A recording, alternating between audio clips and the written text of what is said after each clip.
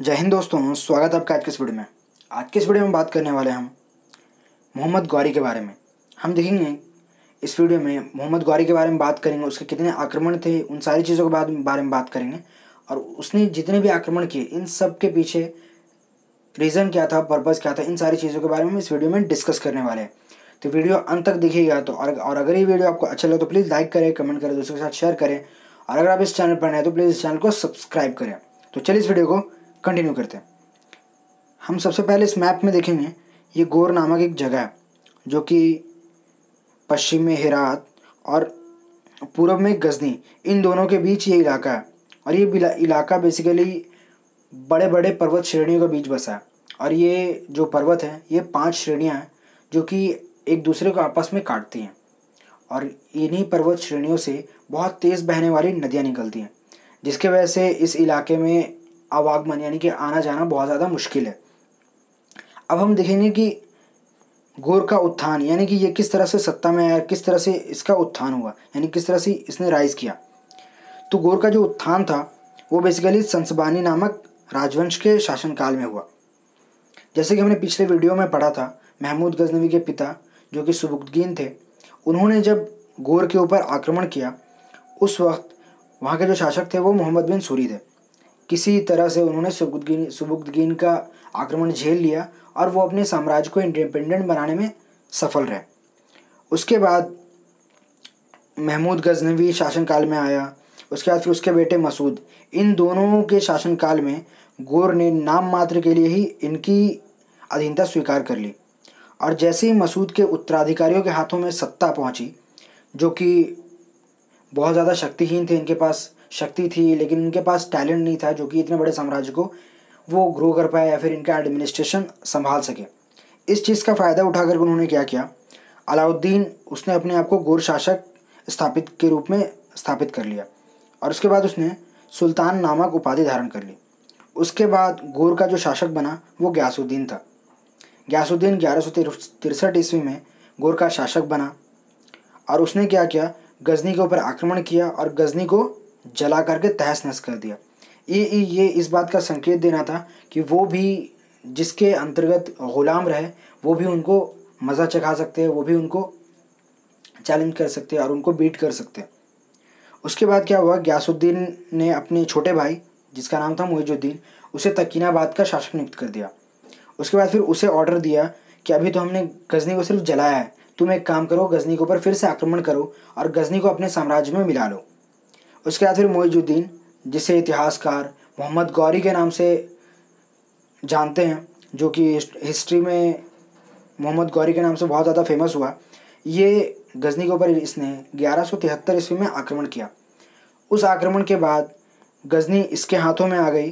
और उसके बाद इसके जो बड़े भाई थे गयासुद्दीन, उसने क्या किया, गजनी का शासनकाल मुइजुद्दीन यानी कि मोहम्मद गौरी के हाथों में सौंप दिया। और इसके बाद से पूरी की पूरी गजनी की सत्ता मुइजुद्दीन के हाथों में आ गई। ठीक है, अब हम देखेंगे कि जिस वक्त मोहम्मद गौरी ने भारत के ऊपर आक्रमण किया, उस वक्त भारत की स्थिति कैसी थी। इस टाइम में भारत की स्थिति में एकता का अभाव था। जैसा कि हमने पहले देखा कि पहले अरबों ने आक्रमण किया, फिर महमूद गजनवी ने आक्रमण किया, उसके बाद फिर अब मोहम्मद गौरी। इन सब आक्रमणों से भारत के जितने भी शासक थे, इन्होंने कुछ भी नहीं सीखा। उन्होंने इन सारी चीज़ों को हल्के में लिया। इन्होंने इन सब का कोई परफेक्ट मैनेजमेंट नहीं किया जो कि आने वाले आक्रमणकारियों को रोक सके, उनके लिए उनको दूर रख सके। इन सारी चीज़ों का कोई भी प्रबंध नहीं किया गया। दूसरी चीज़ थी कि एकता का अभाव था इन सब में।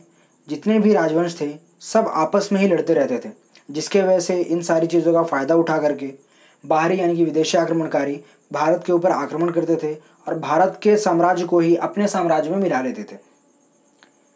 जैसे कि मैंने आपको बताया, आपस में झगड़ा करते रहते थे। इन सारी चीज़ों से क्या हुआ कि भारत की जो संपूर्ण भारत था वो बेसिकली छोटे छोटे टुकड़ों में बढ़ गया। और यही इन सारी चीज़ों का फ़ायदा उठा करके मोहम्मद गौरी ने भारत के ऊपर आक्रमण किया और अपना साम्राज्य विस्तार करते चला गया। अब हम देखेंगे कि उसने ये जो आक्रमण किए उसके पीछे इसका पर्पस क्या था, इसका रीज़न क्या था। तो सबसे पहला जो इसका रीज़न था वो था गजनवी वंश से प्रतिशोध यानी रिवेंज लेना। गजनवी वंश का गजनी और भारत के पंजाब तक के का विस्तार वो गजनवी वंश के अंतर्गत था। तो वो चाहता था गजनी को अपने साम्राज्य में मिलाना और गजनी से लेकर के पंजाब तक के साम्राज्य को अपने अंदर मिलाना चाहता था और इस तरह से वो अपना साम्राज्य का ग्रोथ करना चाहता था। पहला रीज़न था रिवेंज। दूसरा रीज़न था धन। जैसे हम सब जानते हैं कि किसी भी चीज़ को ख़रीदने के लिए या फिर किसी भी कंपनी को चलाने के लिए हमें सबसे इम्पोर्टेंट चीज़ की जो ज़रूरत पड़ती है वो है पैसे। बिना पैसों के हम कोई भी कंपनी को आगे नहीं बढ़ा सकते, एम्प्लॉय को सैलरी नहीं दे सकते, उनको खुश नहीं कर सकते और ना ही अपने कंपनी का एडमिनिस्ट्रेशन चला सकते। इसी के लिए मोहम्मद गौरी चाहता था कि उसका जो साम्राज्य है वो बहुत आगे तक जाए, मध्य एशिया और पश्चिम एशिया तक उसका साम्राज्य फैले।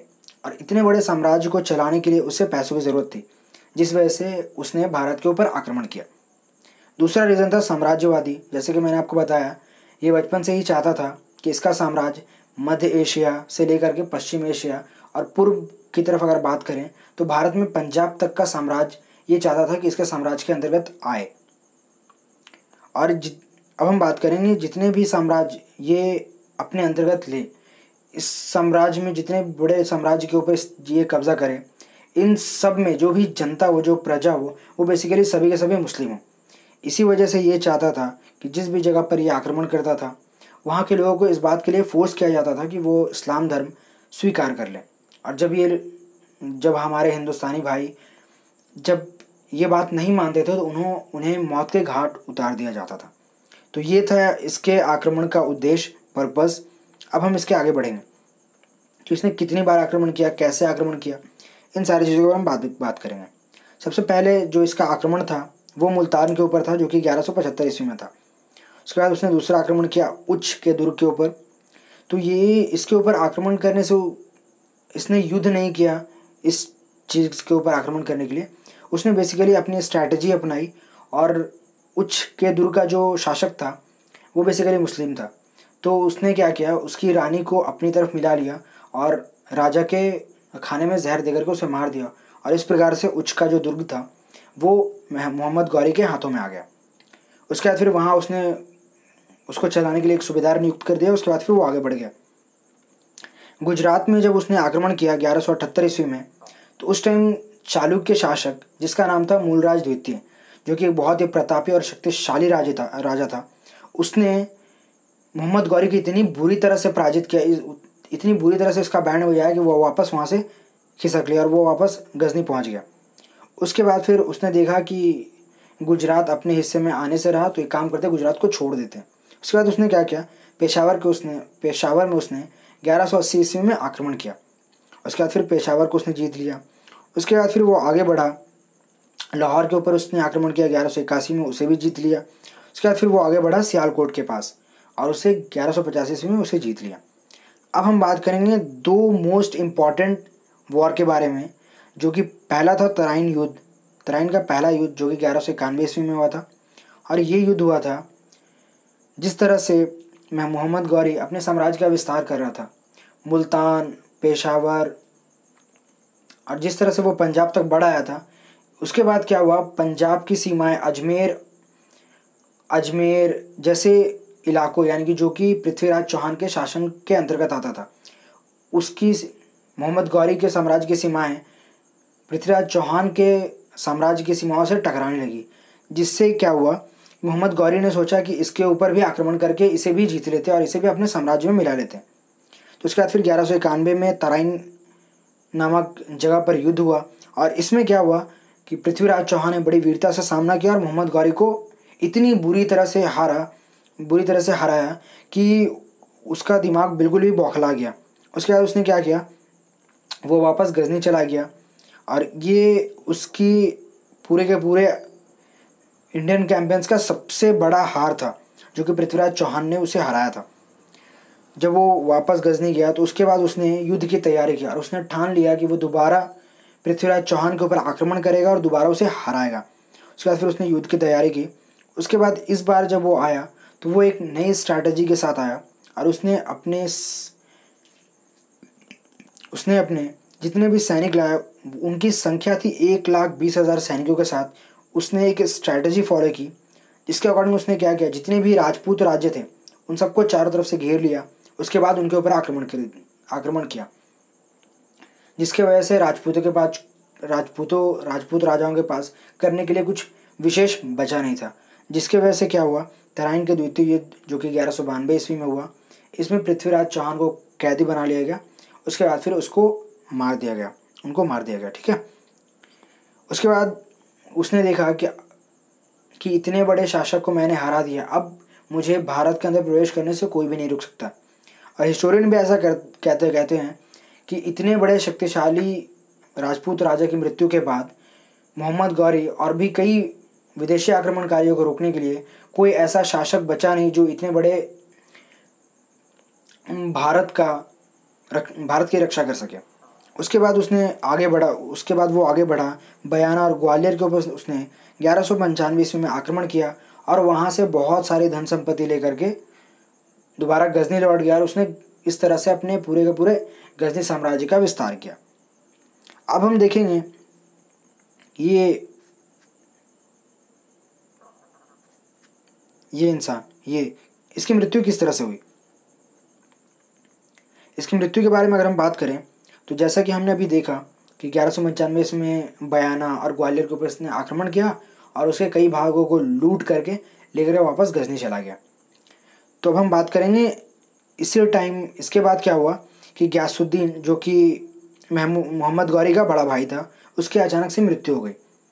अब इसके वजह से क्या हुआ कि पूरा का पूरा गजनी की पूरी सत्ता मोहम्मद गौरी के हाथों में आ गई। इसके वजह से इसने क्या किया, भारत के ऊपर ध्यान देना बिल्कुल भी कम कर दिया और पूरा का पूरा कॉन्सेंट्रेशन गजनी के ऊपर इसने डाल दिया। इसी बीच क्या हुआ, पंजाब के ऊपर खोखर नामक जाति ने विद्रोह कर दिया और वो विद्रोह इतना ज़्यादा खतरनाक था कि उसे ख़त्म करने के लिए मोहम्मद गौरी को भारत आना पड़ा। और जब वो पंजाब आया तो उसने खोखर जाति के जितने भी लोग थे, हज़ारों खोखर जाति के लोगों को मौत के घाट उतार दिए।